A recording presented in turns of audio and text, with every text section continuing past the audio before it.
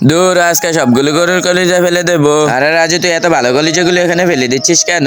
আরে এই কলিজাগুলো না ঘরের কেউ খেতে চায় না, তাই সবগুলো কলিজা ফেলে দিলাম। আচ্ছা ঠিক আছে রাজু, তাহলে আমি এগুলো নিয়ে যাই। এগুলো রান্না করে খেলে না অনেক মজা লাগবে, তুই তো এটা জানিস না। আচ্ছা ঠিক আছে, আমি এখান থেকে চলে যাই, তুমি এগুলো নিয়ে যাও। আচ্ছা ঠিক আছে, আজকে আমি এগুলো নিয়ে বাড়িতে রান্না করে খাবো। আরে আমি গরুর কলিজা নিয়ে এসেছি, তোরে এদিকে আয়। তার আগে নিচে থাকা সাদা সাবস্ক্রাইব বাটনে চাপ দিয়ে কেউ যদি সাবস্ক্রাইব করে দেয় তাহলে তার বাবা মা অনেকদিন বেঁচে থাকবে, আর কেউ যদি লাইক করে দেয় তাহলে তার মনের আশা পূর্ণ হবে। আমি আল্লাহর কাছে দোয়া করে দিলাম।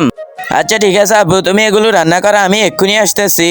আরে ঠিক আছে রাজু, তুই তাড়াতাড়ি চলে আসবি, আমি তাড়াতাড়ি করে রান্না করতেছি। আর আমরা না খুবই গরিব, তাই বড় লোকদের মতন গরুর কলিজা কিনে খেতে পারি না। আজকে যখন এই কলিজাগুলো পেয়েছি, তাই আজকে সুন্দর করে রান্না করে খাবো। এই তো সব ধরনের মশলা এখন এই কলিজার উপর দিয়ে দিব। এই তো একটা একটা করে সব ধরনের মশলা দেওয়া হয়ে গেল। এই তো তারপর সবগুলো কলিজাকে কয়লার ভিতরে দিয়ে দিব।